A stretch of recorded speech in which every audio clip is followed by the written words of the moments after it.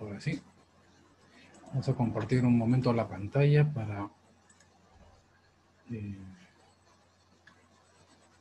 continuar con la introducción de esta materia.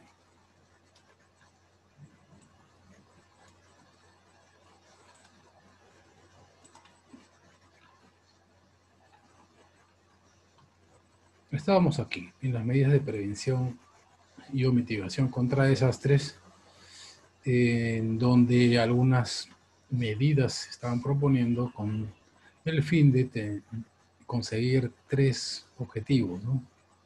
Hacer a las ciudades más resistentes contra los desastres, fortalecer y elevar el nivel de conciencia sobre la prevención de desastres y promover los estudios de los peligros naturales.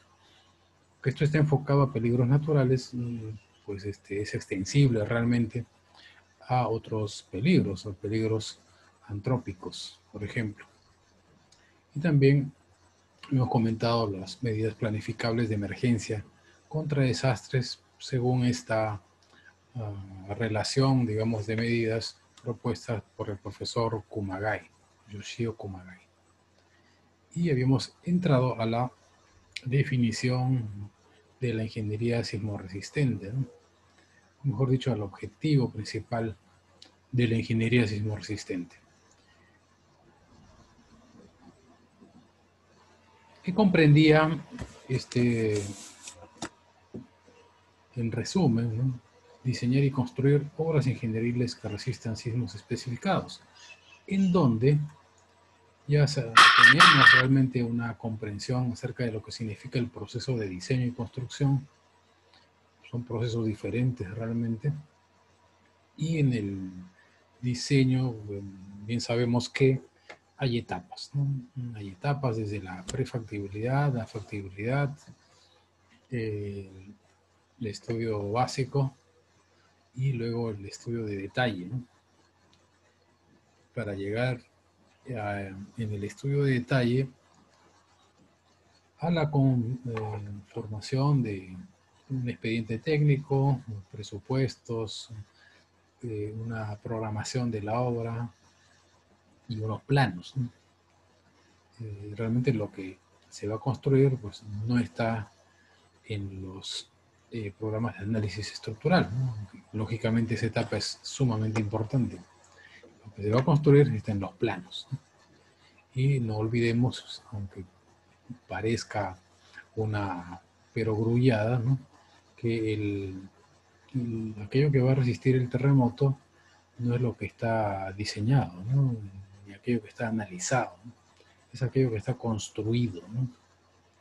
Entonces es en la fase de construcción realmente donde también deben pues cumplirse las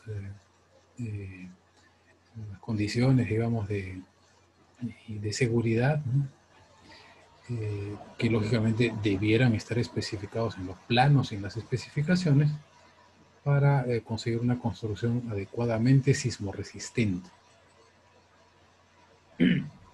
Cuando hablamos de obras ingenieriles, pues nos referimos a obras que siguen estándares, normas de diseño, ¿no? Y lógicamente intervienen profesionales acreditados, ¿no?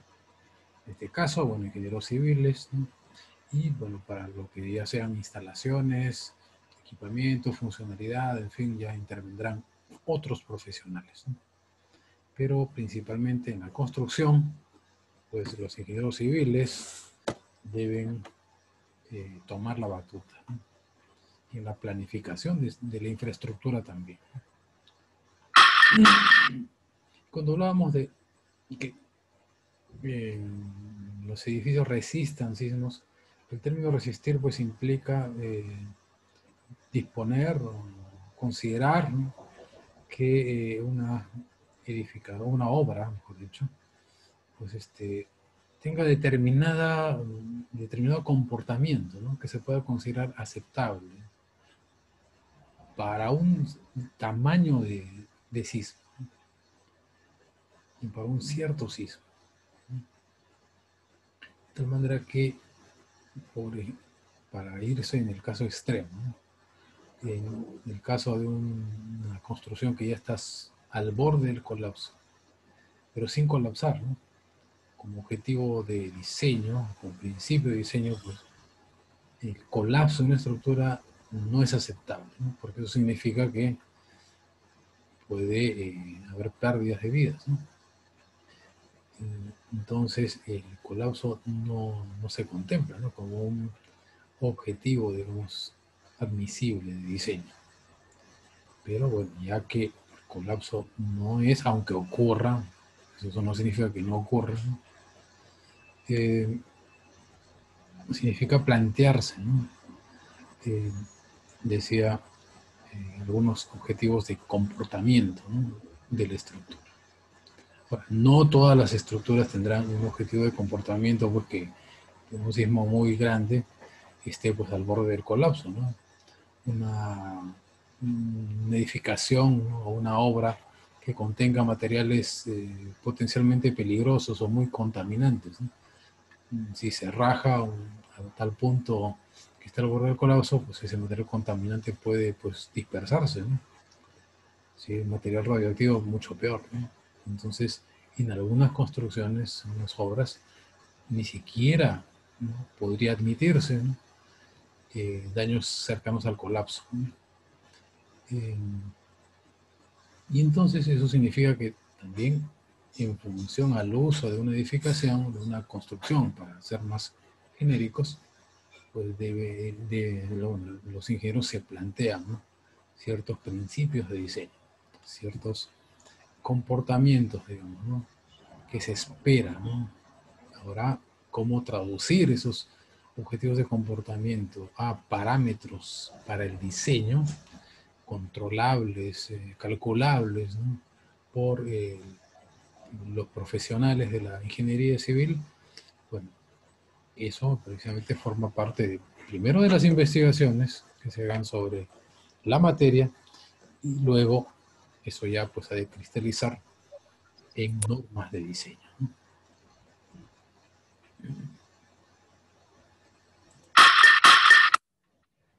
Precisamente en la norma de diseño se habla del término sismo de diseño, ¿no? Que son sismos, precisamente esos llamados sismos especificados que estaba en la frase, ¿no? Que nos resumía los objetivos del diseño sismo resistente, o el principal objetivo del diseño sismo resistente. No es cualquier sismo, ¿no?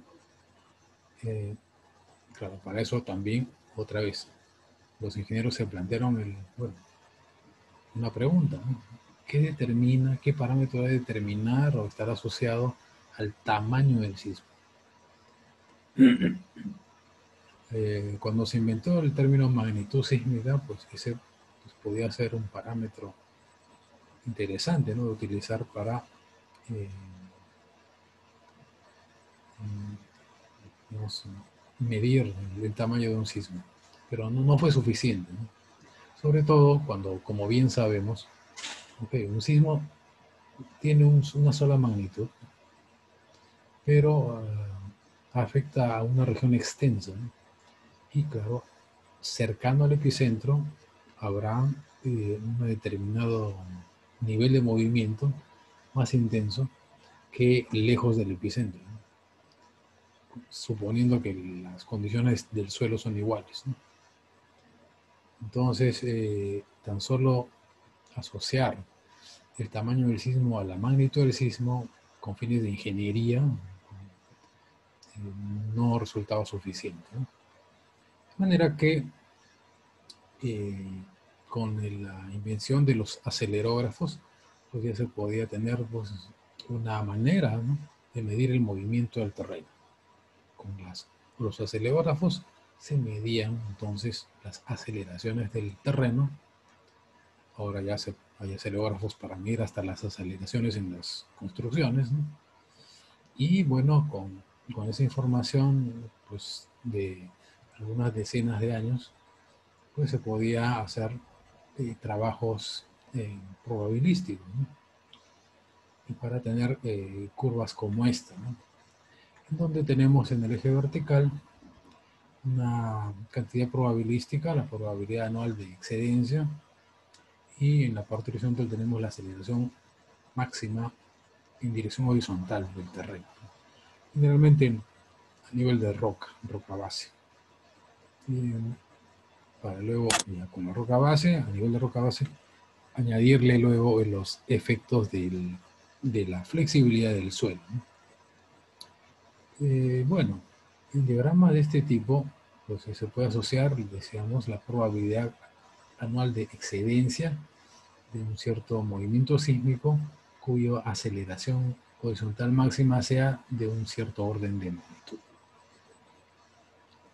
Con estas curvas, lo que se consigue hacer es más o menos definir pues, que el sismo de diseño es un determinado sismo, o sea, una probabilidad de excedencia de determinado tamaño, digamos 1%,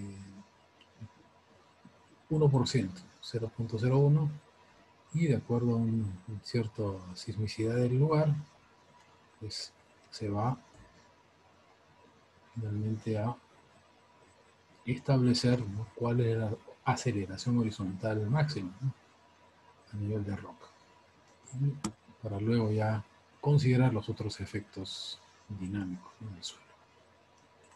Entonces, cuando hablamos de un sismo especificado, pues un sismo de diseño, nos referimos al sismo que ocurrirá durante la vida útil de la obra, con cierta probabilidad de ser excedido en algún parámetro de tamaño de ese sismo, ¿no? Y aquí hay un término interesante, ¿no? Vida útil de la obra. ¿Qué cosa es la vida útil de la obra? Eso también es una convención pues hecha también por ingenieros, ¿no?, civiles. Realmente toda la teoría para la evaluación probabilística del peligro sísmico y le hicieron ingenieros civiles, ¿no? No le hicieron matemáticos ni estadísticos, ¿no? No, lo hicieron ingenieros civiles, ¿no?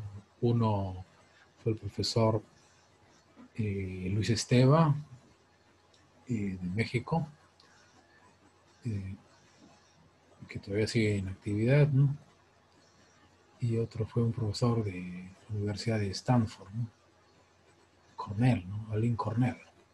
Los dos sentaron las bases para la evaluación probabilística del peligro sísmico.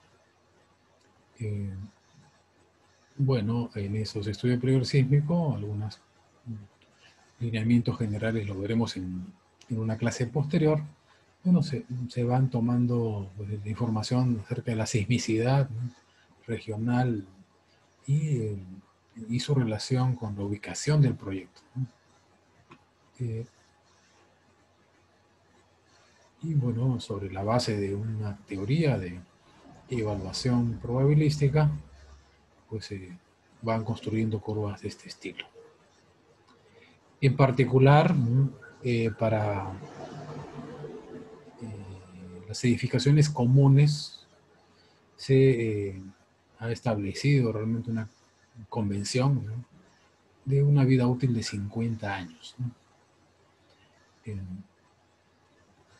Eso no quiere decir que las edificaciones comunes, le hace viviendas, oficinas, cosas de ese estilo, a los 50 años ya esas edificaciones deben ser demolidas, ¿no? Tenemos casos en cualquier lugar del mundo de edificaciones que tienen centenares de años, ¿no?, y están todavía, ¿no?, de pie. Lógicamente, pues su permanencia pues, va a estar en función de cuán bien se haya hecho esa construcción, cuán bien conservada esté, ¿no?, además, ¿no?, para que no se deteriore, ¿no?, con el paso del tiempo. Entonces, el término vida útil de una obra es un término establecido en cierto modo convencionalmente y forma parte de ciertos estándares, ¿no? Edificaciones de mayor importancia, pues ya tienen 100 años, se le asignan, mejor dicho, los que tienen de por sí, ¿no? Se le asignan 100 años, por ejemplo, a presas, puentes, ¿no?, y puentes de mayor importancia, inclusive pueden asignárseles vidas útiles mucho mayores, ¿no? Y bueno, una central nuclear, digamos, ya se estipula ahí vidas útiles todavía mucho mayores. Y lo de la probabilidad de excedencia también es un término probabilístico que forma parte de ciertos estándares, ¿no? También de diseño, ciertas convenciones, ¿no? En la comunidad de ingeniería y la comunidad académica.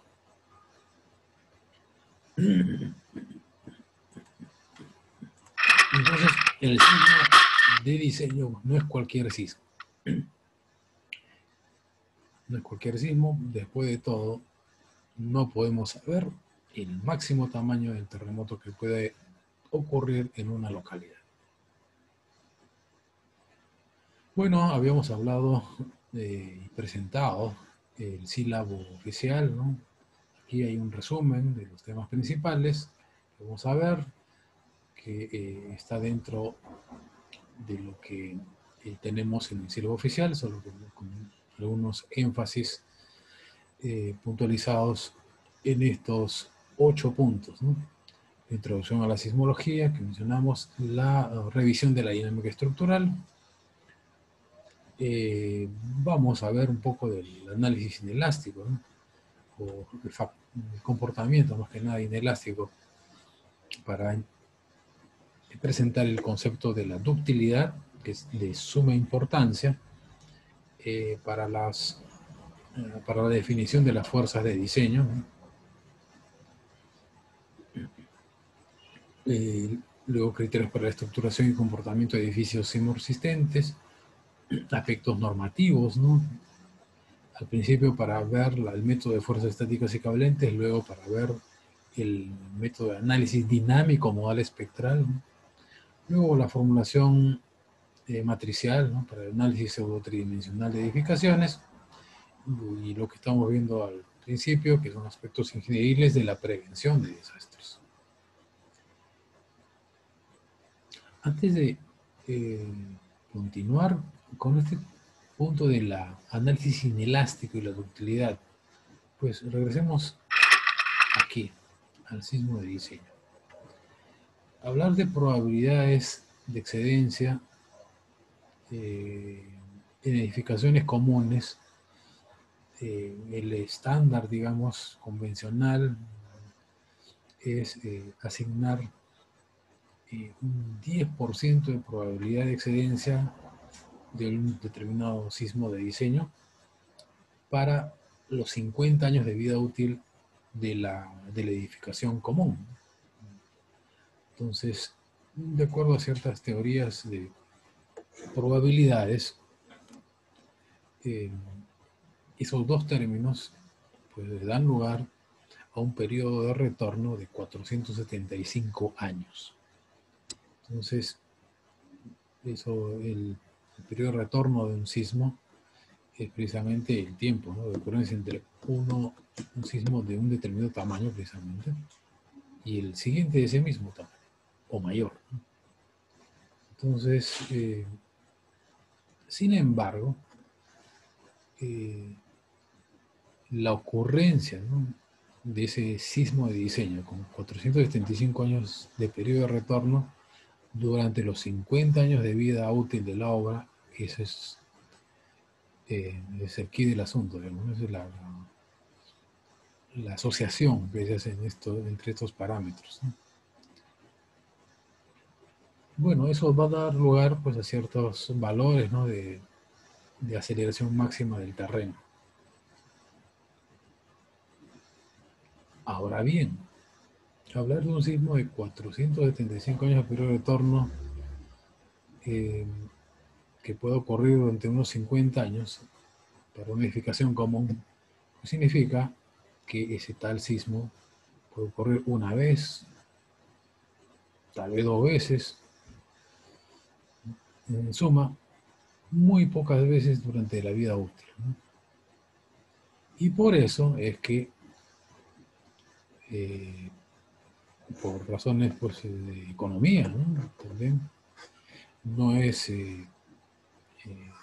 no se considera, ¿no?, razonable diseñar para toda esa fuerza sísmica de ese sismo de diseño a las construcciones, y que esas construcciones se sigan comportando en forma elástica, ¿no?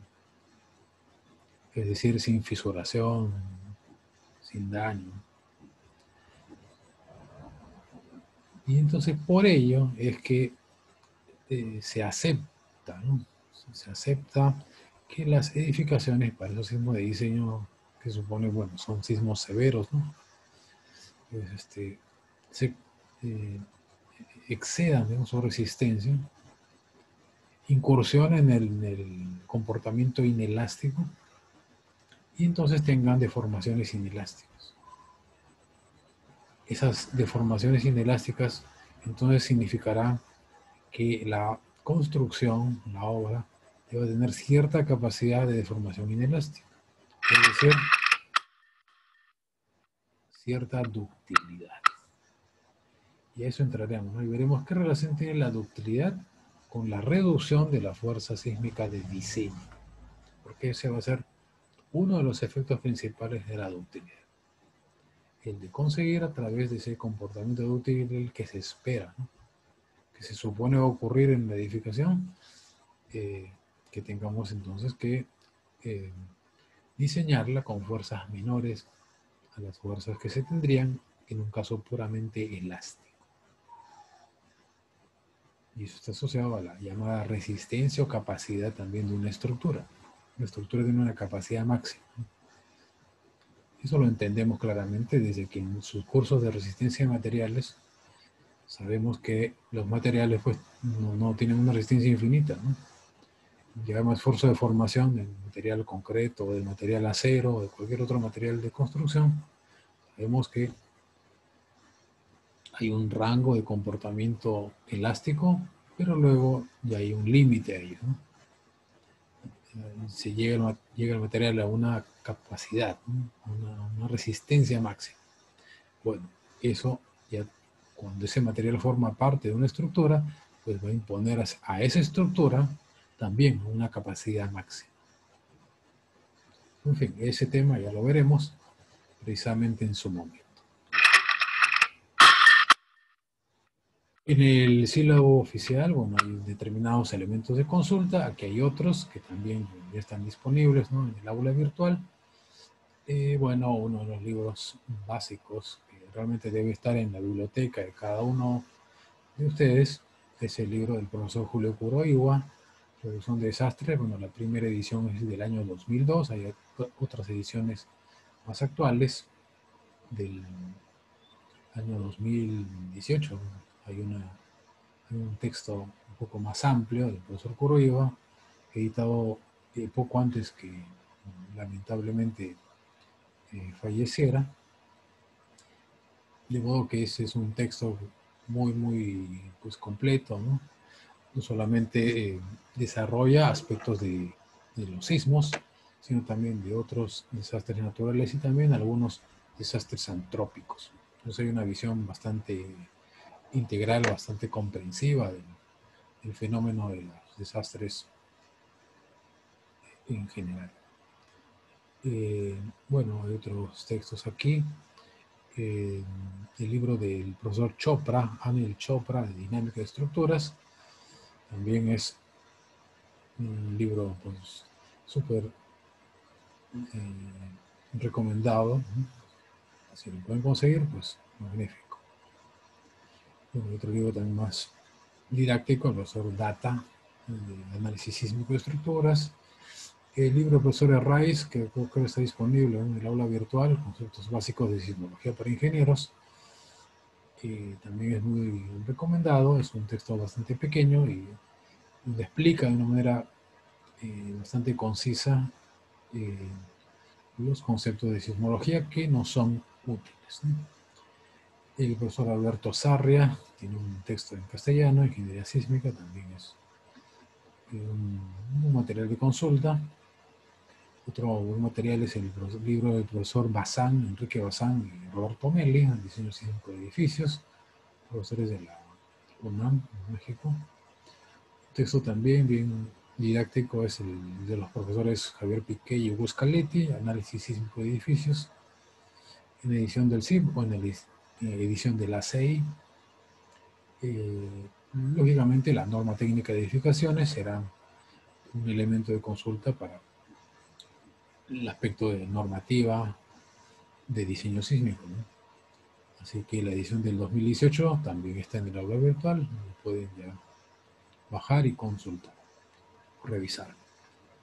Y bueno, también hay otros dos textos que son básicamente, esos autores son editores, pero tienen en sus capítulos pues, un material interesante. El libro del profesor Wakabayashi y Martínez Romero, Diseño de estructuras sismorresistentes, y el otro texto de Diseño sismorresistente de Robert Dowbeck. Y otros más. Cualquier otro texto sobre análisis sísmico de estructuras, ingeniería sísmica o dinámica de estructuras, pues también es muy interesante de revisar, en castellano y en inglés.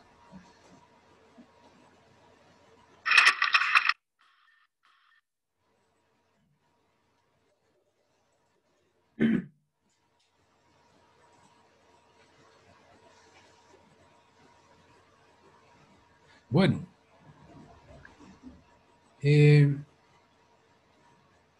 hablaremos un poco de la sismología de la ingeniería sismoresistente. Realmente la ingeniería sismoresistente es una subdisciplina, ¿no?, de la ingeniería civil, pues bastante joven, ¿no? Es de inicios del siglo XX, ¿no? Entonces, es una subdisciplina del siglo XX. En comparación a la ingeniería civil, que no tanto como ingeniería, pero sí como actividad, ¿no? Pues viene desde que se constituyeron los primeros grupos humanos, ¿no?, que necesitaban subsistir y por tanto utilizar recursos de la naturaleza para su subsistencia. Pues ahí empezaron su labor los ingenieros, ¿no? Cómo llevar el agua, primero cómo ponerse un techo, ¿no?, que no fueran las cavernas. Eso ya empezó a ser ingeniería, ¿no? Cómo cruzar un río con maderos. Eso también, ¿no?, pues llegó a ser ingeniería, aunque no tuviese ese nombre, ¿no?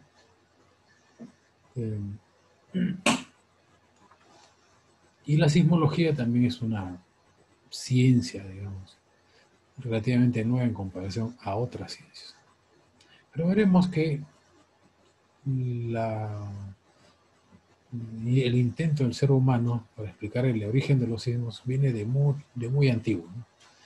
El año 1800 a.C., lo único que podía hacerse es una explicación mitológica, ¿no? Grandes deidades que se enojaban con el ser humano y que en su enojo pues asolaban la tierra, ¿no? Y eso es muy curioso de ver en diferentes civilizaciones antiguas, ¿no? En Japón se habla de un dios en forma de pez gato, una deidad en forma de pez gato que está debajo de la tierra, que bueno, cuando se molestaba pues se movía y eso ocasionaba el sismo, ¿no? En Nueva Zelanda se habla del el dios Waumoco, ¿no?, el dios de los volcanes y los terremotos, ¿no? Un dios maorí, ¿no? En Grecia, bueno, ya tenemos la deidad Atlas, ¿no?, que está sosteniendo al mundo, ¿no? Y así por el estilo, ¿no?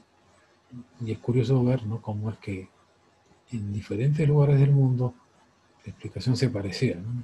Mitológica, claro, tenía un parecido. Alguna explicación tendrían los incas, tal vez, o algunas civilizaciones prehispánicas, puesto que en centenares de años de civilización deben haber pasado por algunos temblores, ¿no? Bueno, eso todavía no lo sabemos.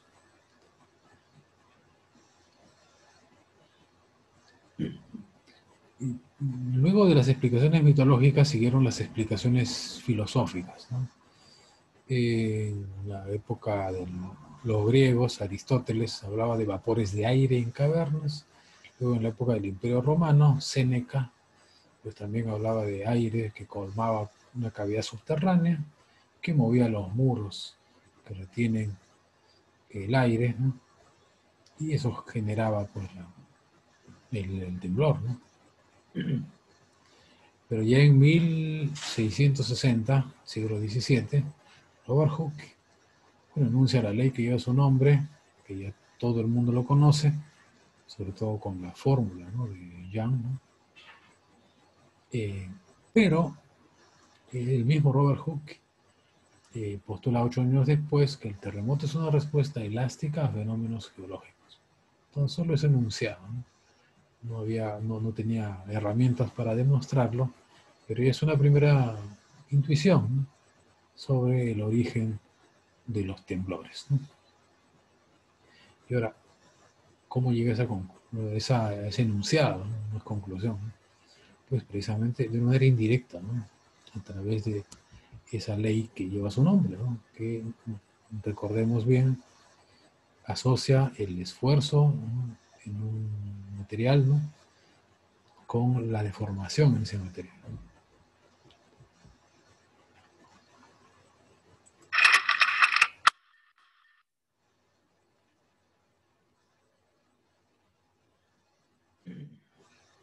Bueno, en el siglo XVIII, mediados del siglo XVIII, sucede un sismo históricamente muy importante, el sismo de Lisboa, y se disponen informaciones más detalladas, ¿no? Ajá. Sí. Eh, Hay algunos comentarios aquí, que el audio se ha cortado.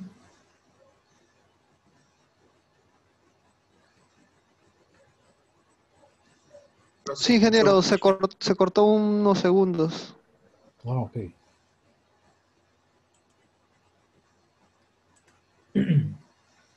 Bien, decía entonces, a partir del terremoto de Lisboa, pues empieza a haber informaciones detalladas sobre los efectos del sismo, ¿no? De hecho, bueno, hay un pequeño párrafo, ¿no?, un poco ligado al sismo de Lisboa en un libro de Voltaire, ¿no?, el libro Cándido y el optimismo, ¿no? Si pueden leerlo, pues ahí verán una escena, digamos, de ese libro ocurre allí, ¿no?, en Lisboa, ¿no? Bueno, en 1821, siglo XIX, Navier en Francia plantea las ecuaciones de la teoría de la elasticidad, que también han visto y aplicado en sus materias de resistencia a materiales, ¿no? Luego, años más tarde, Cauchy, otro francés, estudia la propagación de ondas en medios sólidos, precisamente con ayuda de estas ecuaciones de la teoría de la elasticidad. Luego, Poisson deduce analíticamente dos tipos de ondas en sólidos, las llamadas ondas P y ondas S, ¿no?, las ondas internas, ¿no? En 1845, Stokes, en Inglaterra, ¿no?, distingue resistencias diferentes, ¿no?, en los materiales. Resistencia a los esfuerzos de compresión y otra resistencia a los esfuerzos de cortante. Ahora, eso para nosotros es pues pan de cada día, algo que sea por sobreentendido, pero en aquel entonces significó un cambio, ¿no?, súper importante en el estudio de la resistencia de los materiales, ¿no?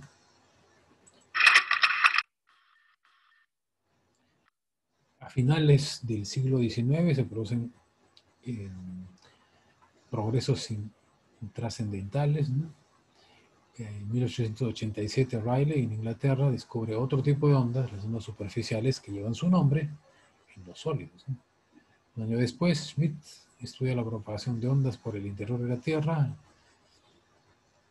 eh, y eso ya es una extensión, ¿no?, de la teoría de propagación de ondas en medios sólidos en general, ahora al interior de la Tierra, ¿no?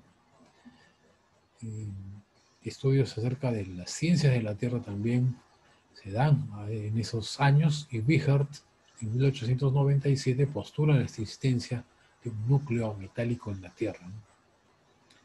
En 1906 ocurre el gran terremoto de San Francisco, se dan las primeras observaciones sobre los efectos en obras civiles, y a partir de ahí también el profesor Wright en Estados Unidos postula 6 años después su teoría del rebote elástico, ¿no?, como una de las teorías que explican, ¿no?, la generación de ondas sísmicas. En 1900 publica, ¿no?, el primer mapa de ubicación de terremotos. En 1909, Morovich encuentra también estudiando el interior de la Tierra una capa, la capa de discontinuidad, la llamada discontinuidad de Mo o de Morovich, ¿no? Que también han visto en sus cursos de geología. En 1911, Love, en Inglaterra, descubre otro tipo de ondas superficiales que lleva precisamente su apellido.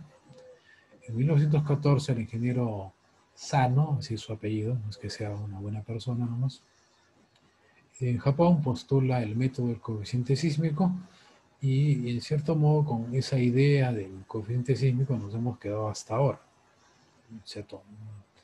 En el sentido de asociar la fuerza total sobre una construcción a su peso. Y la relación que hay entre la fuerza sísmica total en una construcción y su peso es precisamente el coeficiente sísmico.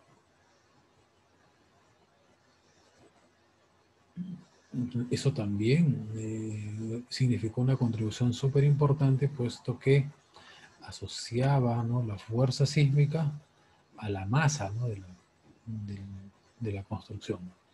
Ya no era tan solo una fuerza cualquiera, ¿no?, una fuerza externa cualquiera, quiero decir.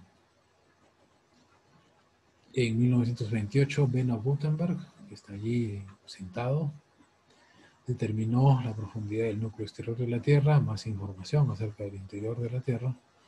En 1935, Hugo Benioff, inventó el sismógrafo de deformación, y Charles Richter, un personaje fundamental en la ingeniería sismoresistente y la sismología también, crea la escala de magnitud para evaluar la energía liberada por un terremoto. Empieza una instalación de acelerógrafos conspicuamente en Estados Unidos en la década de los 30. Y bueno, ya se van generando a través de las mediciones con esos acelerógrafos y sismógrafos también mayores estudios, primero analíticos, ¿no? Entre los años 50 y 60 se dan avances analíticos sumamente importantes,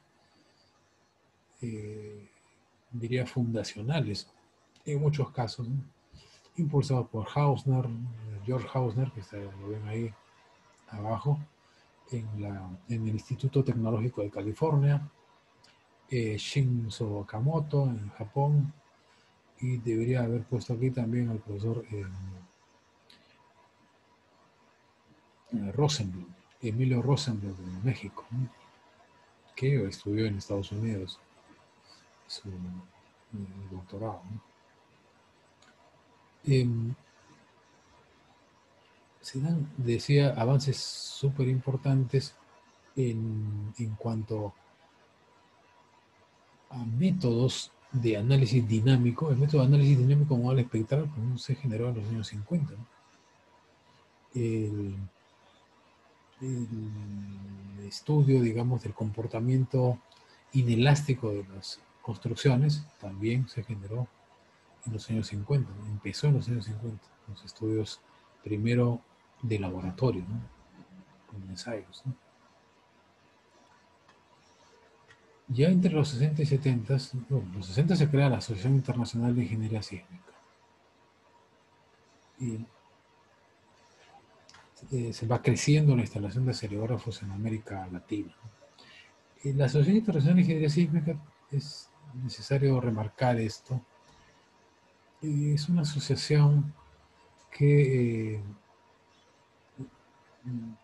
agrupa, digamos, a los profesionales ligados a la ingeniería sismoresistente de, bueno, todos los países del mundo que están, pues, amenazados por el peligro de los terremotos, ¿no?, y que tiene varios papeles, ¿no?, varias finalidades. Una de ellas es el de congregar a la comunidad de ingenieros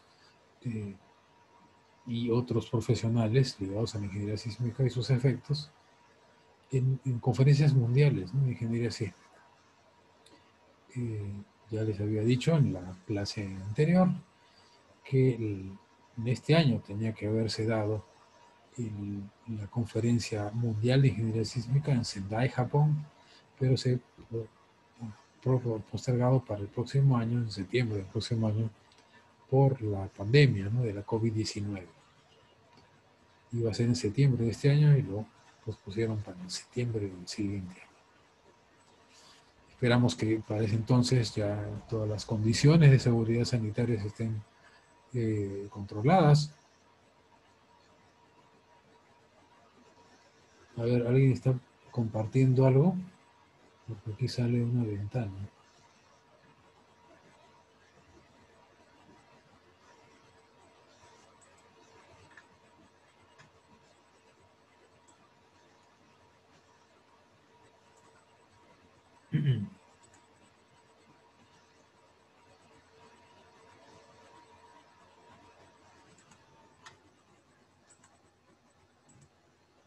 Ya.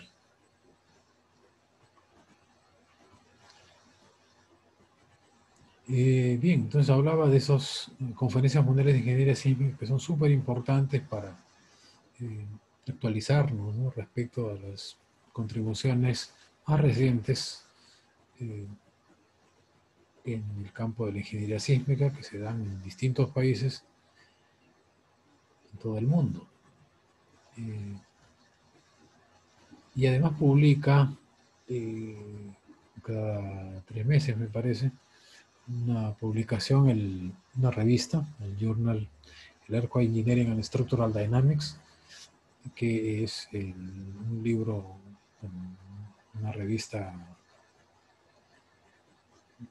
de la mayor importancia realmente para las publicaciones en este campo, ¿no? Y publicar ahí, bueno, toma un par de años, pero bueno, bien vale la pena. Bueno, entre los 70s hasta los 90s hay avances sumamente ya veloces, ¿no?, en cuanto a modelos de generación de los terremotos, dinámica estructural, comportamiento no lineal de las estructuras, dinámica de suelos, estudio de peligro sísmico, métodos numéricos, pero todos esos avances están influidos por el avance en la tecnología de las computadoras.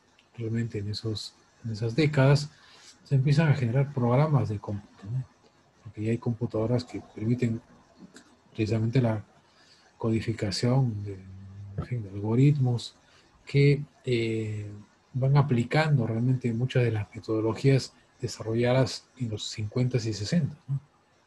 Ahora ya podía haber pues, computadoras que procesaran una cantidad importante de datos y que pueden entonces generar resultados pues, de gran utilidad, ¿no? A tal punto que ya en los 90 se van generando estudios de escenarios de riesgo sísmico, cuyo flujograma presentamos en la clase anterior, ¿no? Entonces ya se van generando mapas, ¿no?, con escenarios del riesgo que podía haber debido a un terremoto en una localidad. Entonces, si hay mapas, esto puede dar lugar pues, a información de gran, eh, digamos, valía, ¿no?, para los funcionarios, ¿no?, estatales, llámese municipios locales, municipios distritales, regiones y a nivel nacional, ¿no?, para la planificación contra los posibles desastres sísmicos, ¿no? Bueno, y eso da pie a que la década de 1990 sea declarada por las Naciones Unidas como el Decenio Internacional para la Reducción de los Desastres Naturales. Esto no fue una declaración nomás lírica, ¿no?, por decirlo de alguna manera, sino que realmente tuvo el propósito de hacer que los países miembros de la ONU implementaran, ¿no?, políticas, ¿no?, para la reducción de los desastres naturales. Esto en el Perú trajo como consecuencia, por ejemplo, entre otras cosas, que Defensa Civil, el actual INDECI, Instituto Nacional de Defensa Civil, sea lo que hoy es ahora. Porque antes era tan solo una oficina dentro de una dependencia en un ministerio. Y ahora, bueno, ya es un ente descentralizado, ¿no?, que tiene cierta autonomía, ¿no?, para las labores de prevención, ¿no?, y de atención a la emergencia, ¿no?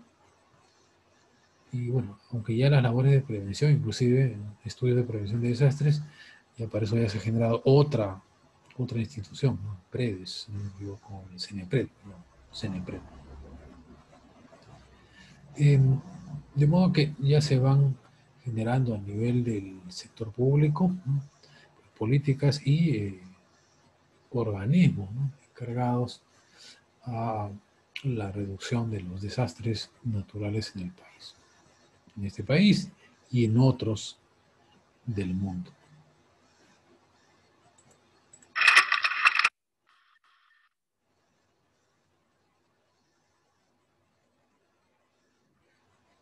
Bueno, de hecho, a propósito de la sismología, aunque de esto ya hablaré tal vez cuando veamos el término de magnitud, pero a manera de previa, el,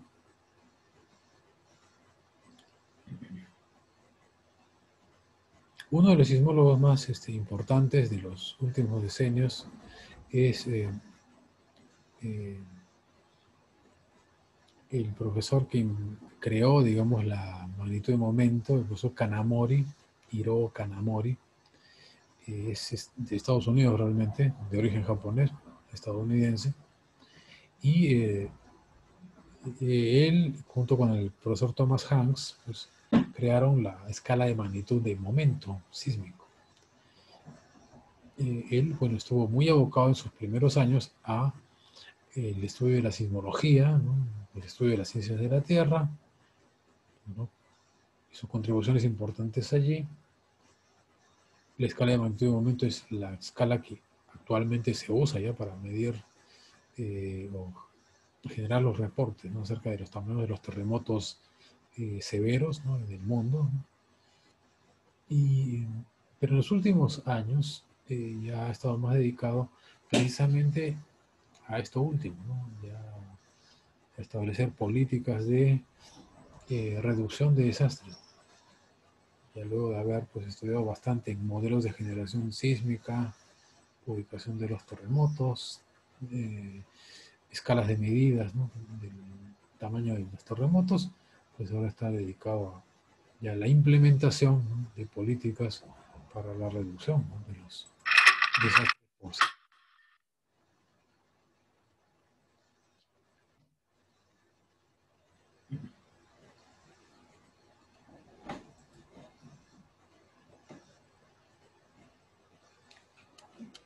Bien, como ingeniería sismo resistente decíamos que esta subespecialidad de la ingeniería civil es relativamente joven.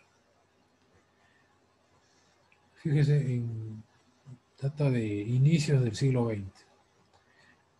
A inicios de la década de los 30, 1933, Biot sugiere el concepto de espectro de respuesta para sistemas de grado de libertad sometidos a un movimiento en la base. Entonces, él pues, sostiene que, ok, eso se puede analizar, se puede conseguir, pero ¿qué tal si más bien conseguimos un diagrama en el que estén todas las respuestas máximas de ese sistema de grado de libertad, ¿no? Con diferentes periodos que le caracterizan? Entonces, ese diagrama podía ser de utilidad, como de hecho lo fue y lo es hasta ahora, en la ingeniería práctica. Entre 1940 y 1950 se dan avances en el cálculo, métodos de análisis, ¿no? De la respuesta dinámica para utilizar inclusive estrategias tiempo-historia, ¿no? Cálculos de la respuesta paso a paso, ¿no? Eso que ven en métodos numéricos, ¿no? Ya lo han visto, ¿no?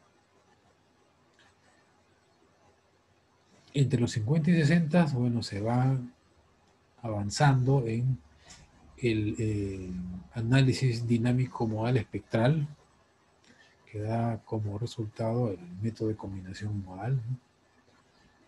Que utilizaremos en la segunda parte del curso, ¿no? Eso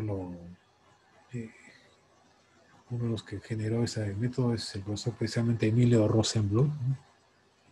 con el método de la raíz cuadrada de la suma de los cuadrados, se utiliza allí el espectro de respuesta, ¿no? Con fines de diseño, ¿no?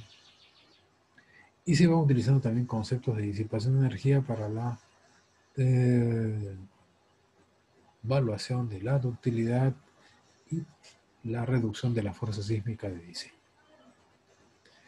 Entre el 1960 y 1970 van habiendo avances importantes ahora en el análisis de la respuesta no lineal.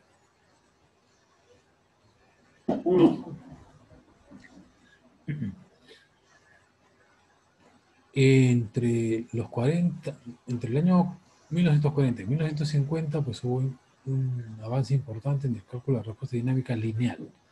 Y entre los 60 y 70 hubo un avance importante en la respuesta no lineal, ya para entrar a métodos mucho más complejos, digamos, ¿no?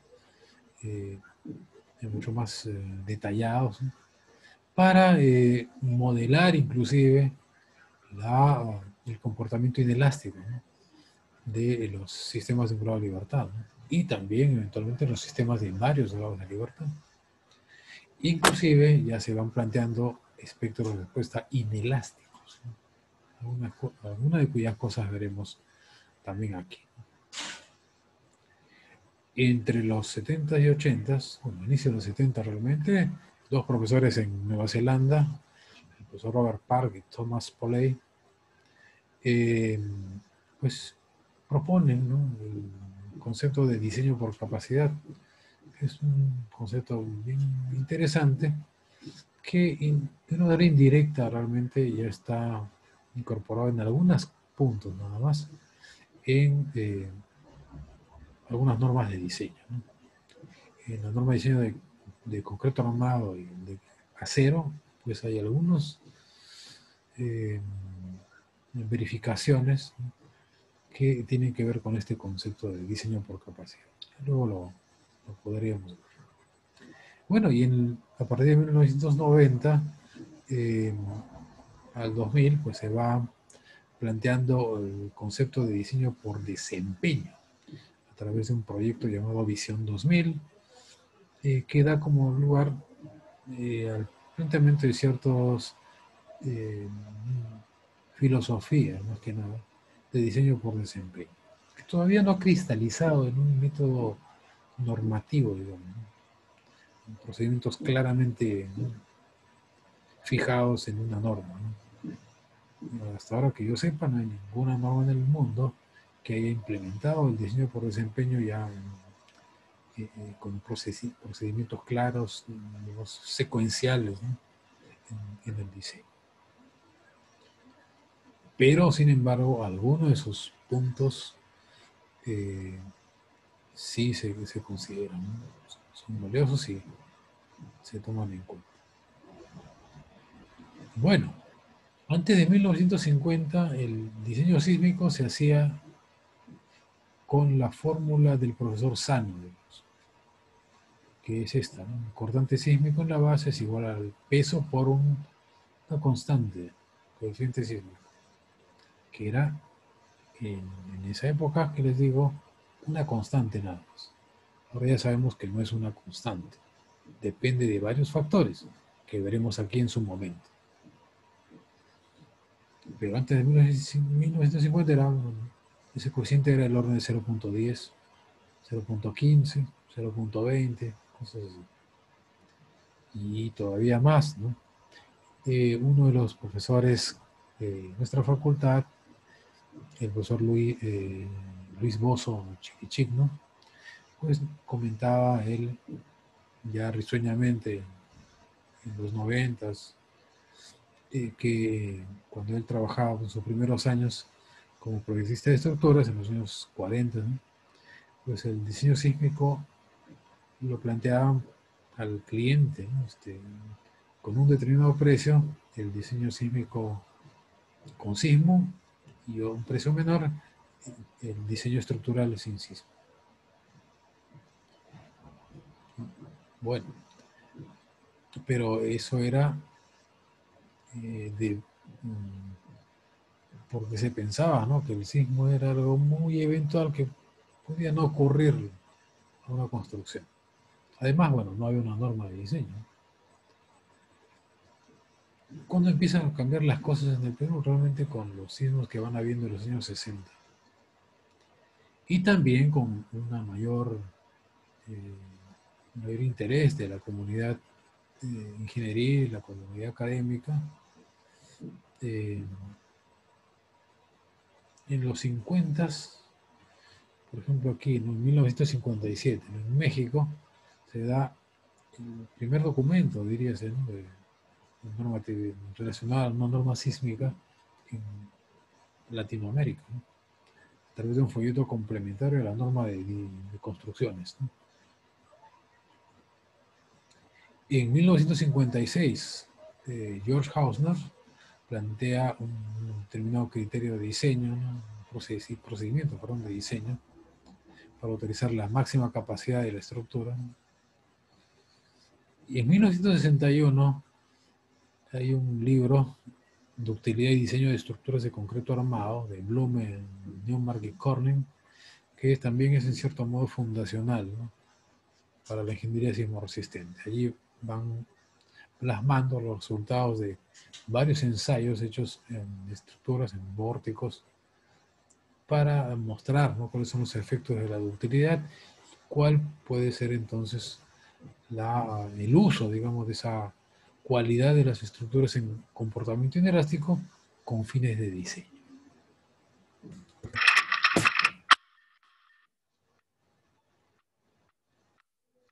En 1963, el ACI, Instituto Norteamericano del Concreto, introduce el diseño de la rotura, ese diseño, el RFD que utilizamos hasta ahora, ¿no?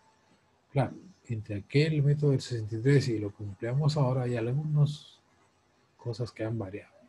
Algunos factores de resistencia, algunos factores de carga y algunas otras cosas más ligadas al estado último de las estructuras. La norma, o el estándar, perdón, el ACI 318, ¿no?, es sumamente, pues, interesante de revisar, pues, para ver los lineamientos de diseño sísmico que el ICI tiene para estructuras de concreto armado, ¿no? En 1964 se da el primer proyecto de norma peruana. Ese primer proyecto, no es norma, sino primer proyecto, la propuso precisamente el profesor Julio Kuroiwa. El profesor Julio Kuroiwa fue a Japón entre el 62 y 63, si no me equivoco. Y bueno, al regresar, pues estuvo sumamente activo, impulsando precisamente los estudios de ingeniería sísmica en Perú, ¿no? Luego fue a Estados Unidos a hacer una maestría en el Instituto Tecnológico de California, y ya a su regreso siguió impulsando fuertemente los estudios de ingeniería sísmica en el Perú, ¿no? Realmente, en buena parte, gracias a su impulso, es que la ingeniería sismo resistente en el Perú llega a tener, pues, la importancia que, bueno, actualmente tiene, ¿no?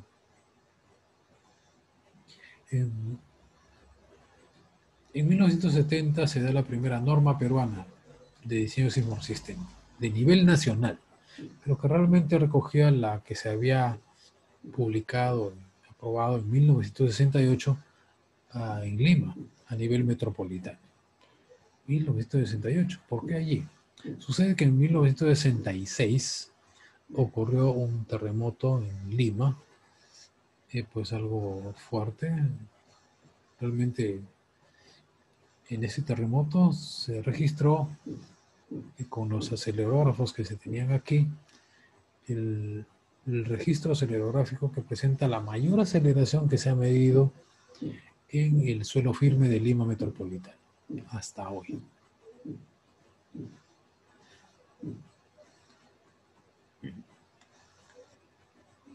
Bueno, entonces ocasionó daños importantes en Lima y bueno, generó, eso apuró en cierto modo la emisión, ¿no?, de una norma de nivel metropolitano.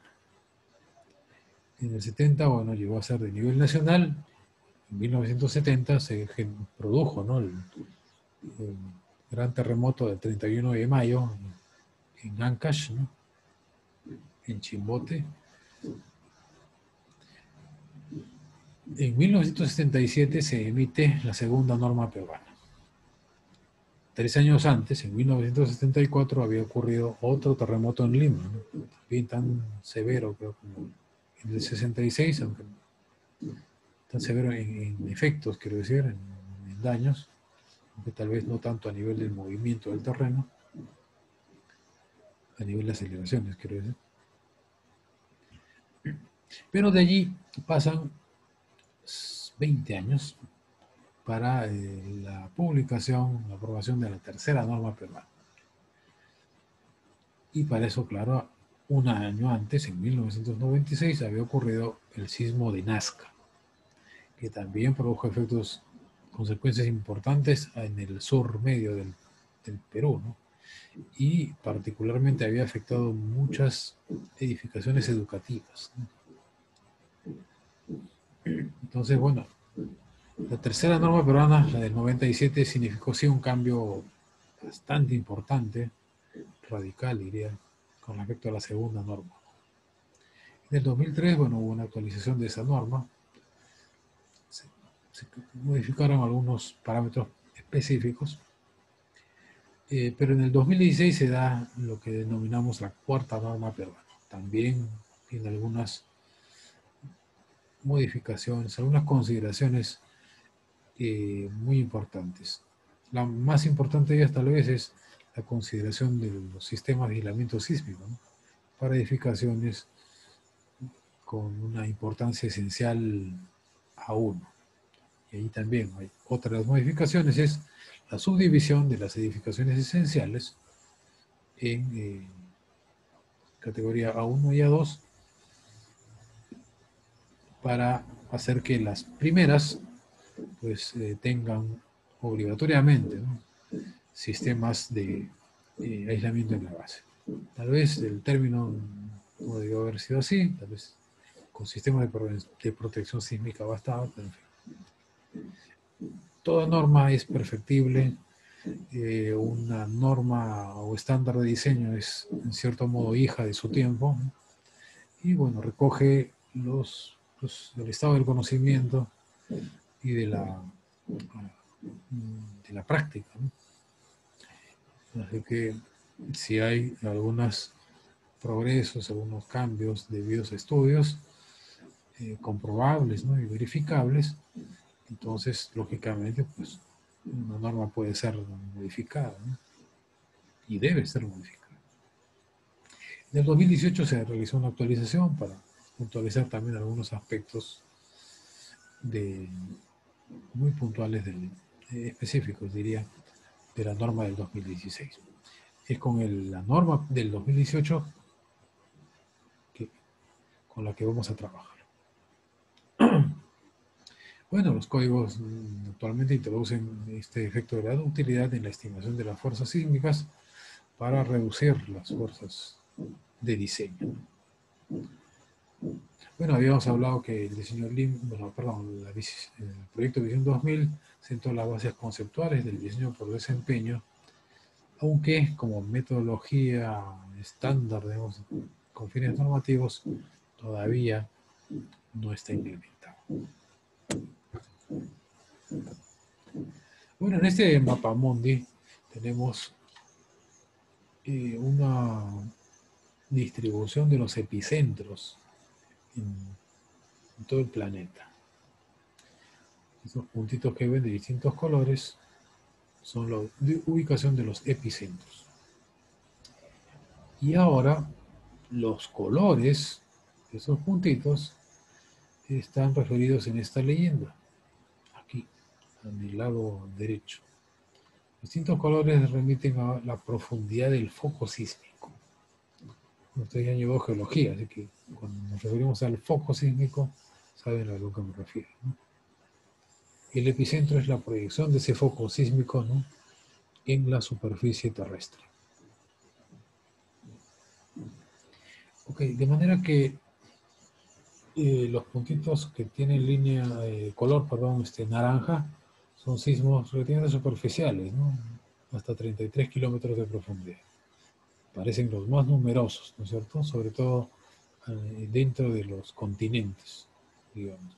Y también hay algunos aquí en los bordes, que son bordes de las placas tectónicas, ¿no? Los que tienen el color amarillo tienen una profundidad focal entre 33 y 71 kilómetros. Se dice que estos que son sismos intermedios, ¿no? Y bueno, los de color verde van entre 71 y 151 kilómetros. Y bueno, otros colores, el azul de 150 a 300, el morado de 300 a 500 y el rojo de 500 a 800. Pero nótese que hay determinados lugares, ¿no?, en el mundo donde hay una concentración elevada, ¿no?, de esos focos sísmicos. Entonces, eso nos da una idea de qué regiones del mundo son las más afectadas por los terremotos. Por ejemplo, en América Latina, Brasil, bueno, los brasileños están felices, ¿no? No tienen ese problema. Tienen otros, ¿no? En Uruguay, pues tampoco, ¿no? En Paraguay, pues, tampoco. Pero en las regiones hacia el oeste, ¿no?, de América Latina, Perú, Ecuador, Colombia, bueno, Venezuela, Bolivia, Chile, Argentina en la parte oeste, sí están pues amenazadas, ¿no?, por terremotos. América Central, todo, ¿no? México, bueno, también, ¿no?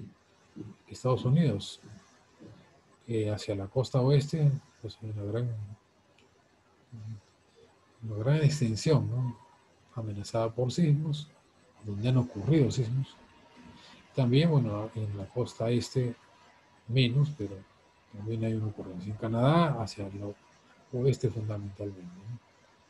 Bueno, en Europa, como ven, España, Francia, Suiza, pero sobre todo Italia, Grecia,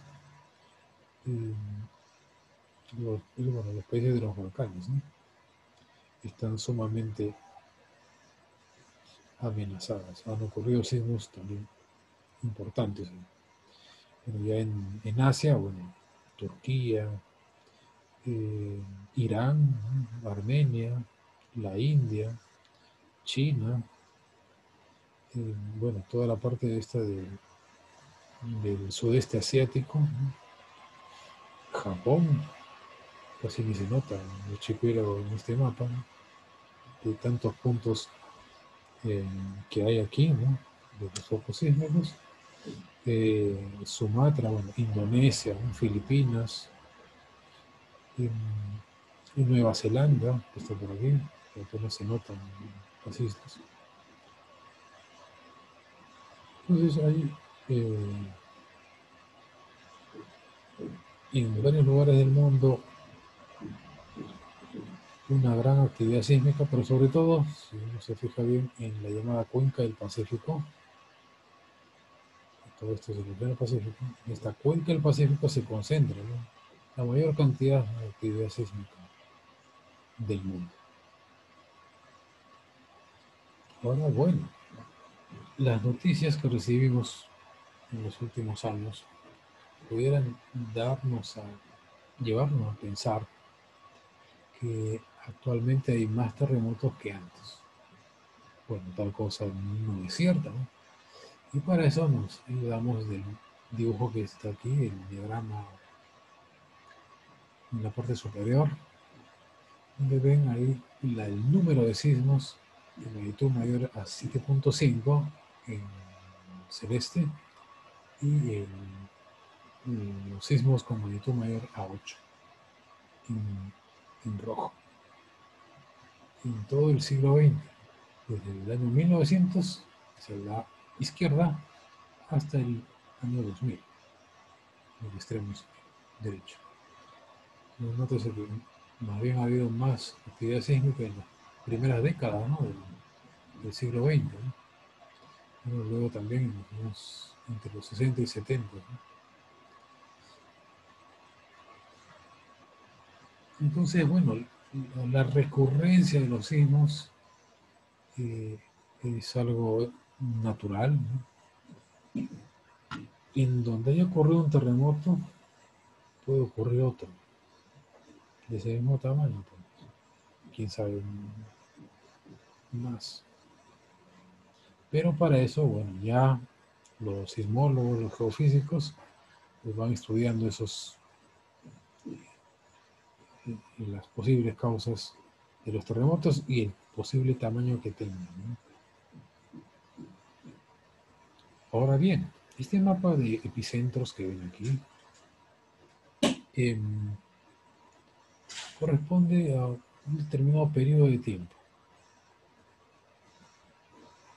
Si usáramos otro periodo de tiempo, digamos de 1900 a 1920 nada más, tendríamos pues casi esta misma distribución.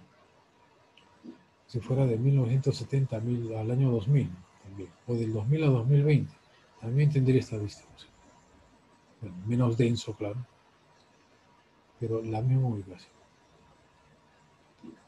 Así que por eso es importante estudiar la sismicidad en una región, qué sismos ocurrieron en una zona en un determinado periodo de tiempo, lógicamente. No se tiene la información del siglo XVII, digamos, ¿no? Del siglo XVI. No se tiene. Algunas aproximaciones se van haciendo con la poca información que hay de las crónicas de la gente que vivió en esos tiempos. Pero más que eso no se puede hacer, ¿no? Y sin embargo, eso permite, pues, asegurar esto que mencionamos. En una región donde ha habido terremotos, pues podrá haber terremotos por lo menos de la misma magnitud de las que hubieron anteriormente.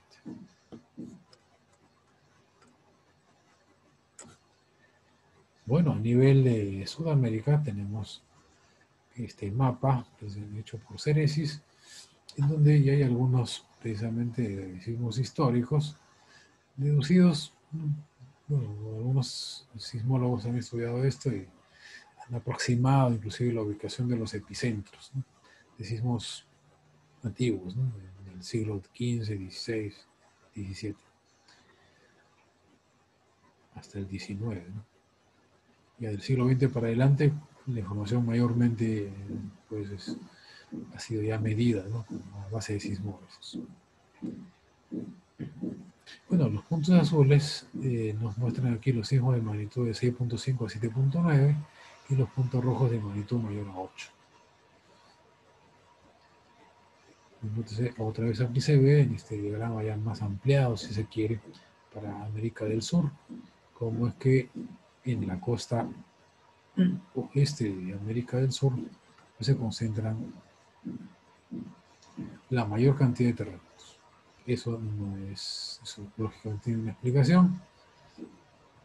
Si ustedes ven aquí en el mapa mundi, aquí tenemos la acumulación de los epicentros, señalando un borde, un pedazo de corteza, también llamada placa tectónica, la placa de Nazca. Tenemos la placa de Nazca que está en contacto, digamos, con esta otra placa más grande, ¿no? La llamada placa sudamericana. Entonces, la interacción de estas dos placas es dinámica. No es que están puestos allí y uno está sin moverse, ¿no? Respecto de la otra. No. Puesto que hay una interacción dinámica, pues hay un contacto allí entre las dos placas tectónicas, se produce lo que ya creo que ya casi todos conocen, el fenómeno de subducción de la placa de Nazca que se mete debajo, ¿no? De la placa sudamericana, y eso pues genera mayormente, ¿no? Los sismos y además explica el origen de la cordillera de los Andes, ¿no? Que está por todo este borde, ¿no?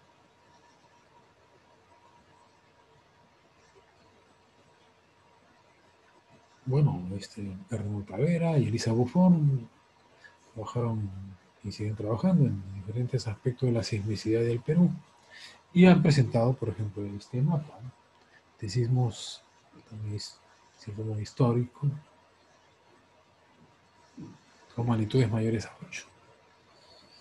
A ver, lo tenemos desde el norte hacia el sur. En el norte, fíjense en Tumbes, 1953. Tumbes hubo un sismo de magnitud mayor a 8, y eso es de alertar, ¿no? Uno tiene la impresión que allá en el norte, pues el movimiento sísmico no es tan grande, ¿no?, como en el sur o en el centro del país. Pues no, fíjense que en Tumbes hubo. En Trujillo también, en 1619. En 1946, ya en la sierra de, creo que Santiago de Choco, ¿no?, La Libertad, ¿no? Luego, bueno, en Lima, varios terremotos, 1678, 1940, 1746, 1725, 1687, 1586. En el siglo XX, el de 1940 fue el de mayor magnitud que hubo que afectó seriamente el Lima metropolitano, de mayor tamaño inclusive que el sismo del 66. Ahora, pues desafortunadamente en esa época no habían acelerógrafos en el Perú, así que no, pues no hay registro de ese movimiento. 1947, ya en la selva alta de Junín, Satipo, ¿no? Luego en el sur, sur medio y sur neto, Quenica, ¿no?, en 1664, 1942, y luego ya en Tacna, 1868, 1833, 1715, 1604, 1582. Es una gran actividad sísmica en el sur, del que se tienen varias crónicas, ¿no?, información periodística, es el de 1868. Un mega terremoto realmente, que afectó, bueno, equipo Moquegua y Tacna, Arica y Antofagasta, ¿no? En el Cusco, ¿no?, en 1650, ¿no?, también se tiene información acerca de un sismo severo.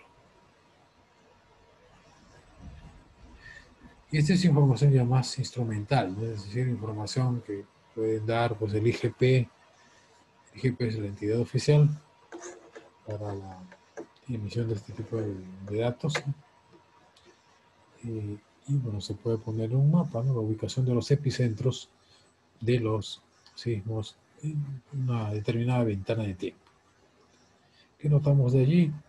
Que bueno, hay una gran actividad sísmica en la costa, ¿no es cierto?, hacia el oeste del Perú, pero también, ¿no?, dentro del continente, ¿no?, sobre todo en la zona de la selva alta, que llamamos zona subandina.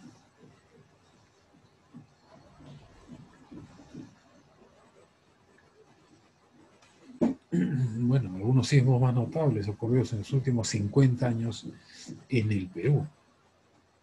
Desde, a ver, para hablar de Lima, el del 17 de octubre del 66, el del 3 de octubre del 74, principalmente. Y en esos terremotos que hubieron en Lima, hubo tsunami, ¿no?, pero moderado, ¿no?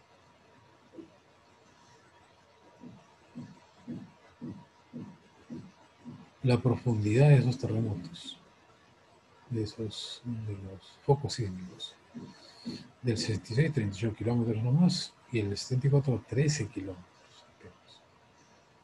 La magnitud, en cierta escala, 7.5, recuerda de Richter. Ya luego hablaremos de las escalas de magnitud de los sismos.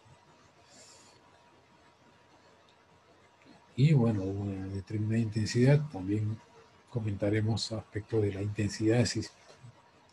Llegó a 8. ¿Qué significa? Bueno, intensidad de daños pues grande, ¿no? Luego Moyobamba, ¿no?, en la región San Martín, ¿no? en junio del 69, ¿no? Un sismo teniendo una magnitud de 6.9 en una determinada escala de magnitud, de MS, tuvo una intensidad máxima, o ocasionó, mejor dicho, daños por una intensidad máxima de 9, mucho mayor que en Lima, ¿no? Que en el sismo de Lima, ¿no? Generando como efecto indirecto principal la licuación de suelos, ¿no? En este sismo, nótese que se generó mayor daño, no obstante que el tamaño del sismo no fue tan grande como el 66, por ejemplo. Ya veremos que este 6.9, aún siendo menor al 7.5 que ven aquí arriba, si lo trasladamos a magnitud Richter, pues no llega a ser mayor que este 7.5. Bueno, el asunto es que el 69 fue un sismo de menor magnitud que el 66, por ejemplo. Sin embargo, causó más daño en Bolívar. Entonces, ¿qué otros factores afectan el mayor daño, ese mayor daño ocurrido? Y eso lo veremos precisamente en sesiones sucesivas.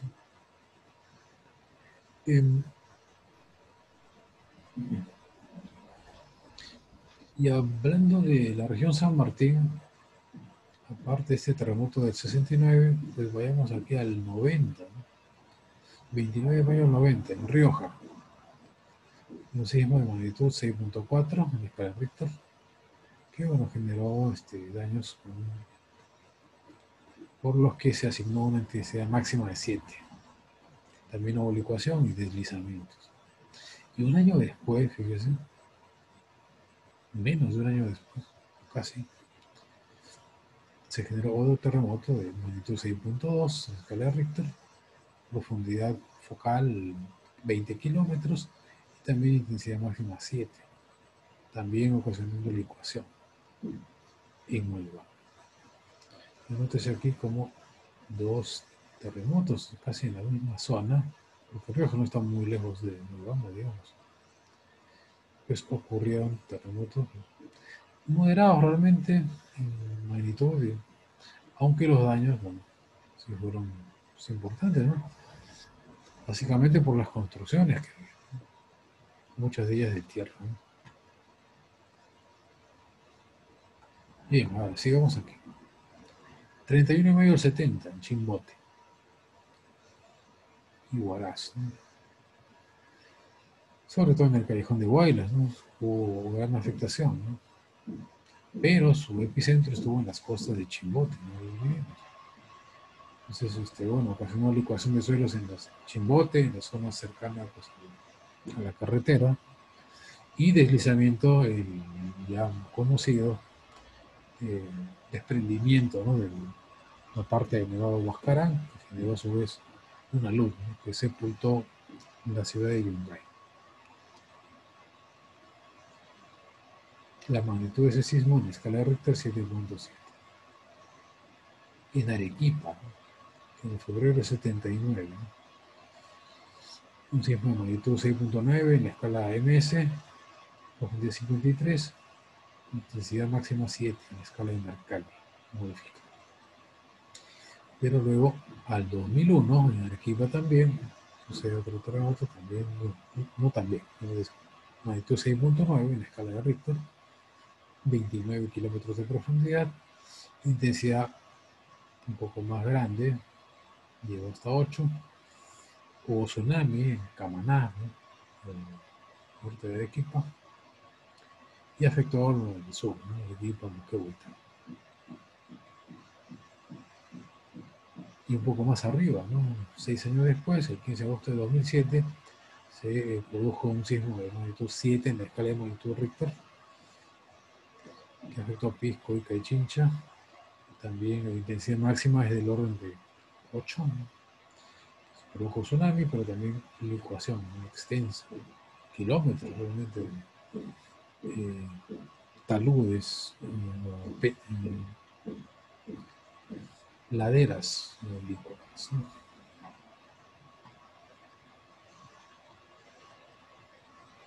Entonces, bueno, tan importante como los efectos directos en las edificaciones, bueno, son los efectos indirectos que genera el terremoto. Bueno, el efecto directo, por ejemplo, para el 31 de mayo del 70, el colapso de edificaciones, ¿no?, en Huaraz. Vean en esa foto la cantidad de construcciones de adobe realmente que había, ¿no? Y bueno, están una gran mayoría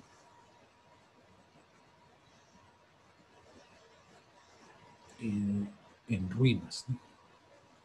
Están completamente abajo. La cúpula que ven aquí es de la Catedral de Huaraz, ¿no?, que estaba en construcción en aquel tiempo. Y bueno, dicen que todavía no culmina la catedral, ¿no?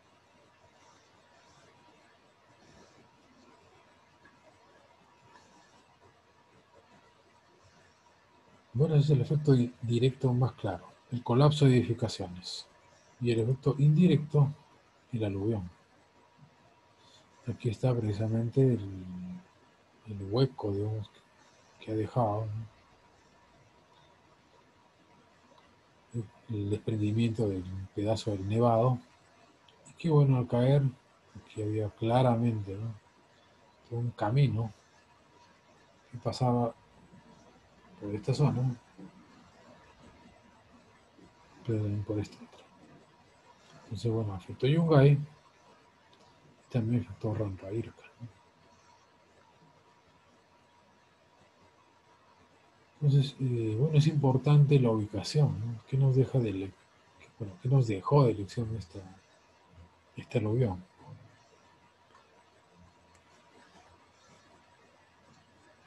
La importancia de la ubicación de un proyecto, de una obra, en este caso de una ciudad, ¿no? Una ciudad, en este caso, no debe estar pues en una zona de eventual paso, ¿no?, de una inundación, un deslizamiento, ¿no? No obstante, en los últimos años se han dado, ¿no?, ejemplos ya en el sur, ¿no? No se acuerdan, con el niño costero, ¿verdad? En una localidad que estaba presente situada, ¿no?, bloqueando, digamos, una quebrada seca. Bueno, con el niño costero, esa quebrada seca pues dejó de estar seca, generando, bueno, una inundación realmente en esa pequeña localidad.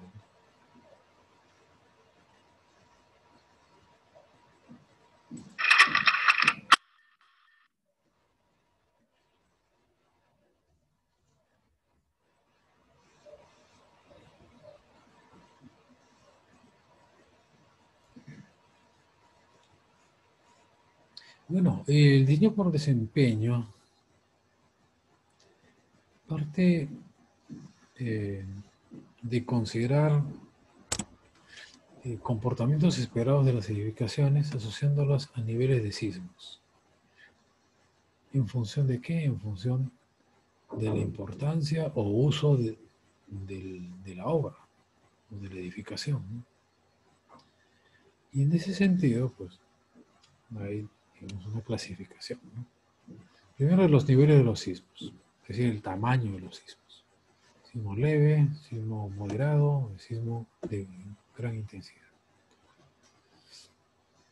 Los sismos leves son numerosos, ¿no?, en el tiempo. En este año, el profesor Tavera ya lo anunció, casi 700 sismos se han producido. Pero esos 700 sismos, la gran mayoría, el 90%, o tal vez más, han sido sismos muy leves, casi ni se han sentido. Solo con los instrumentos de los sismógrafos se midieron, ¿no?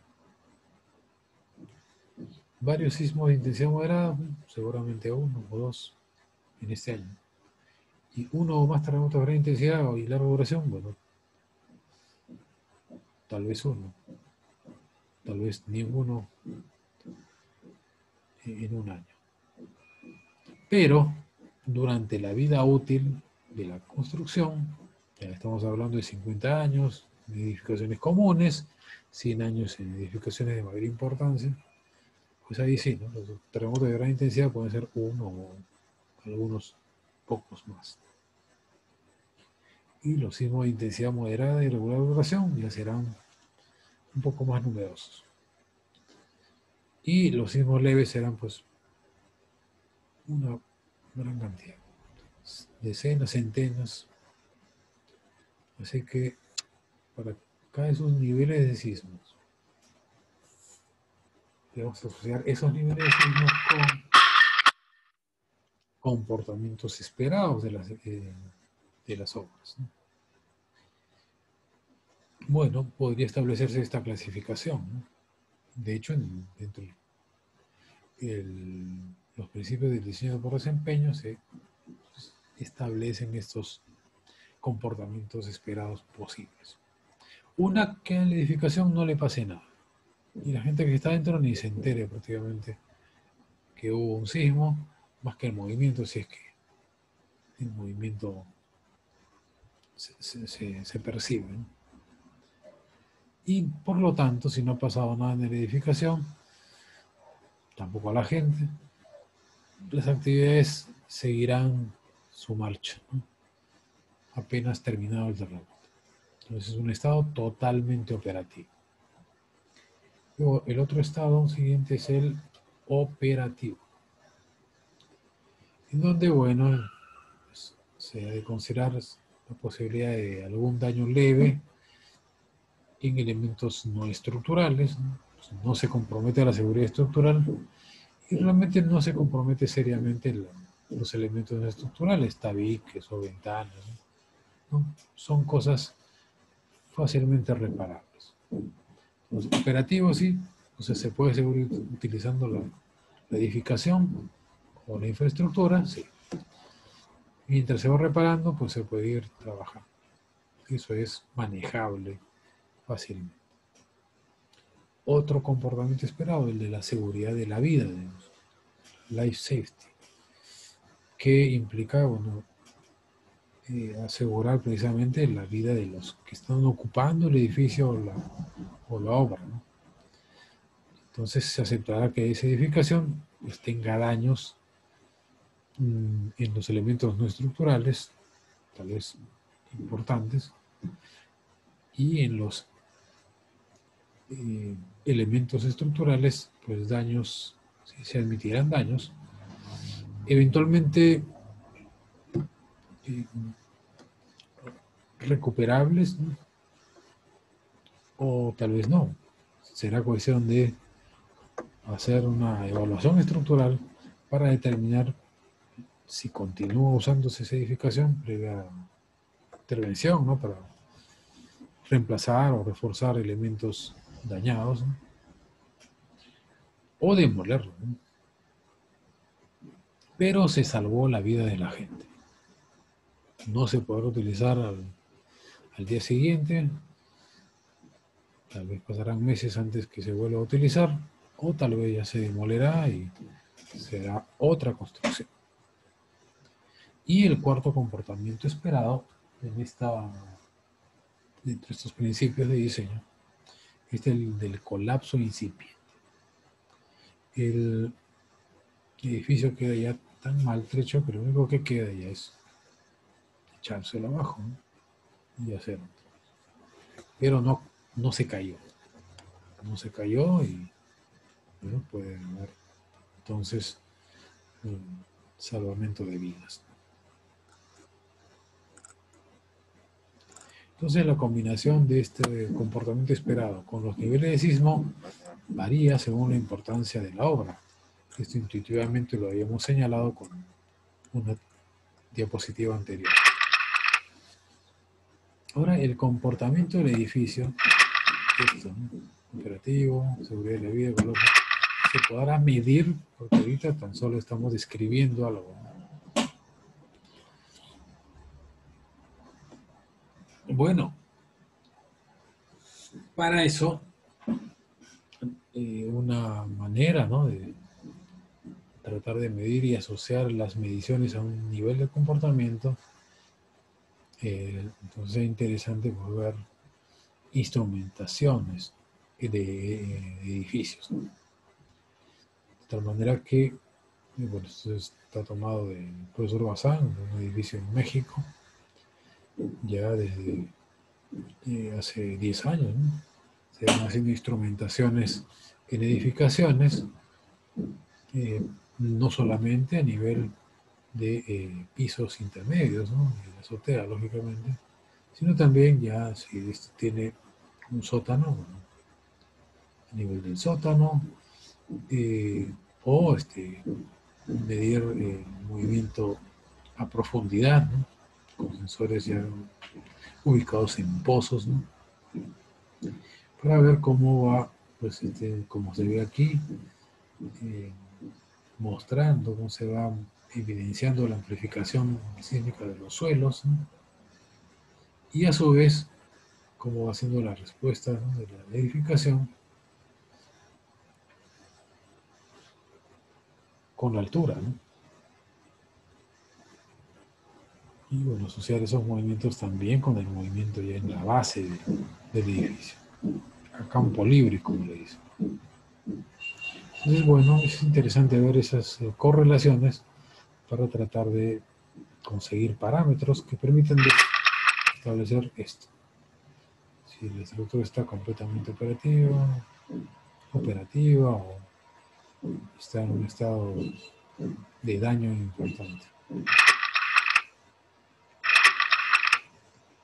Y bueno, esta es la matriz que correlaciona el nivel de sismo de diseño con el nivel de comportamiento esperado.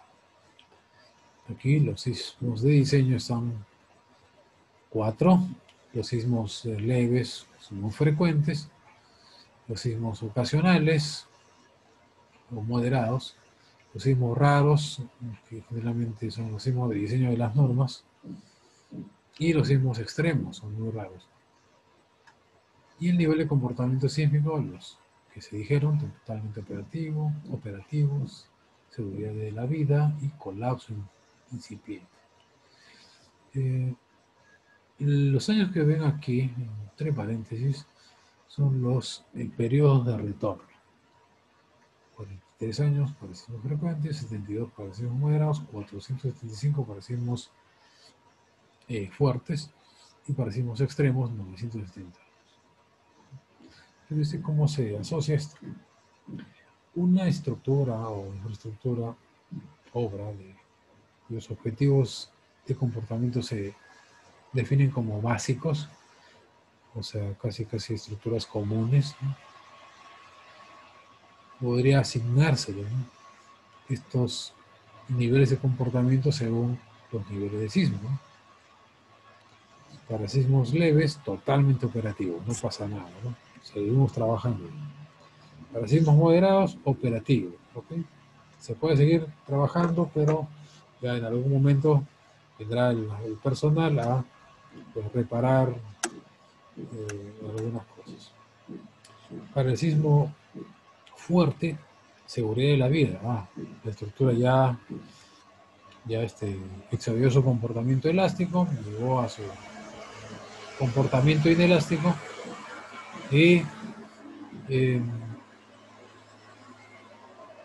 por lo tanto la estructura tendría que ser tal vez evaluada, no se puede trabajar allí, pero se salvó a la gente. Y en el sismo extremo, ya la estructura queda muy mal, pero al borde del colapso.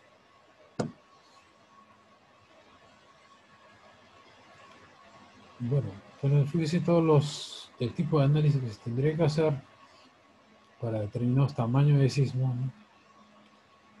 Y conseguir pues cumplir con los objetivos de comportamiento, ¿no? Bueno, eso no se ha puesto, digamos, en pasos a seguir en ninguna norma del mundo. ¿Y qué tenemos en nuestra norma y en la mayoría de normas del mundo? Un solo sismo de diseño, que es, en el caso nuestro, el sismo de 475 años, ¿no? Y el objetivo de seguridad de la vida. Aunque no está escrito de esta manera, pero implícitamente estamos cubriendo este objetivo, ¿no?, de comportamiento. Para estructuras o obras con objetivos de riesgo esencial, estructuras más importantes, ¿no? Más bien los niveles de comportamiento son más exigentes, ¿no? Para el sismo fuerte, ya se dice que, bueno, esa obra debe estar operativa, ¿no? Y para edificaciones u obras con objetivos de seguridad crítica, todavía mucho más exigente, ¿no?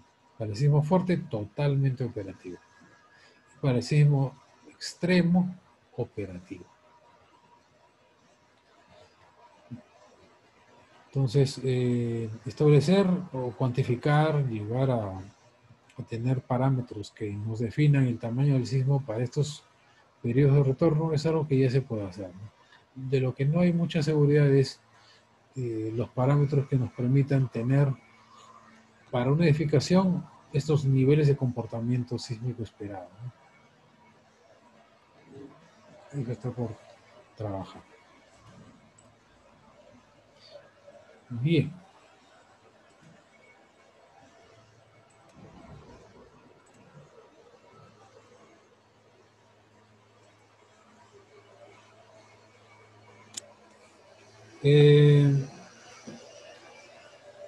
Ahora vamos a dejarlo aquí. Ups, no sé si 53. Voy a pasar listas, ¿sí?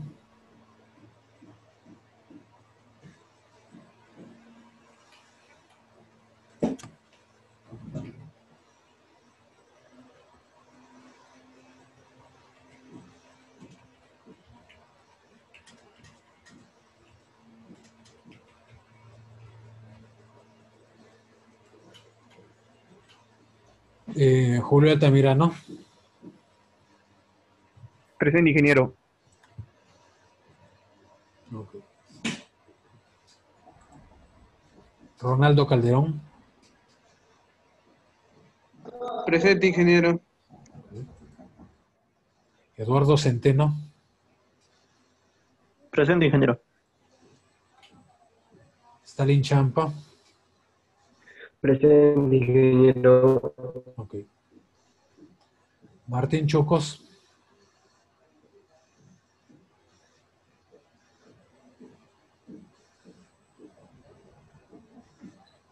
Gabriela Cosío. Presente, ingeniero. Okay. Johnny Cristóbal.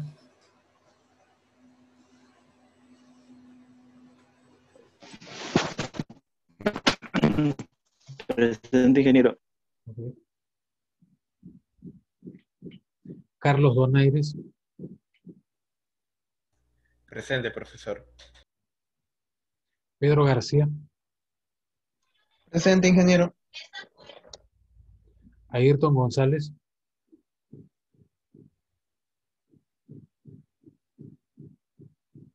Ayrton González. Anthony Gregorio.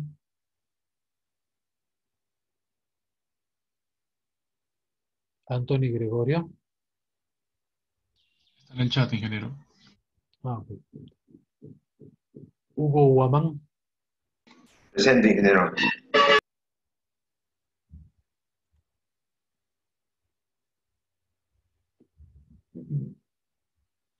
Freddy Inche. Presente, ingeniero. Okay. Luis Lengua.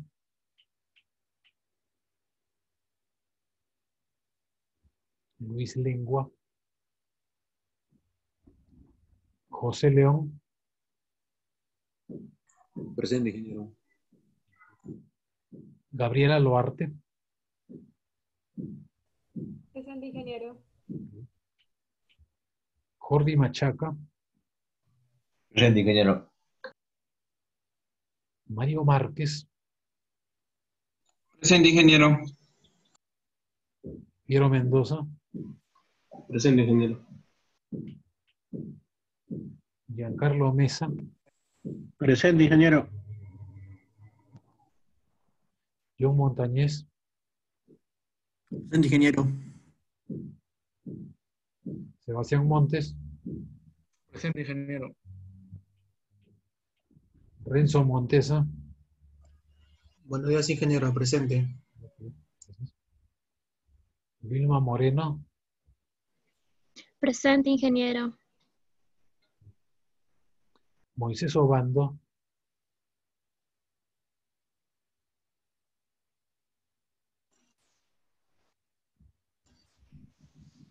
Moisés Obando,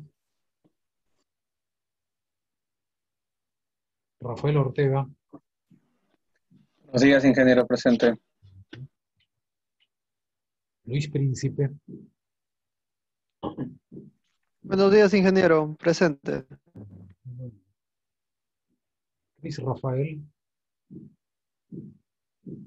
Buenos días, ingeniero. Presente. Rafael. Ricardo Rojas,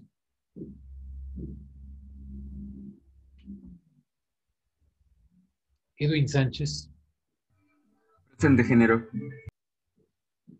Carlos Zulga, Presente, ingeniero. Diego Sullón, Presente, ingeniero. Edson Ticacala, Presente, ingeniero. Yul Timoteo, Presente, ingeniero. Jorge Trocones, Presente, ingeniero. Samir Vázquez, Presente, ingeniero. Rodrigo Vega, Presente, ingeniero. Ronaldo Villafuerte, Presente, ingeniero. Jonathan Villalba, Presente, ingeniero. Cristian Zacarías, Presente, ingeniero. Buenos días. Cristian Zacarías. Presente, ingeniero. Buenos días. Ok.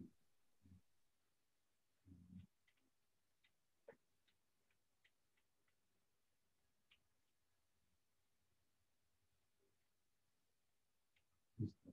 ¿Hay alguien que no haya llamado? Muy bien.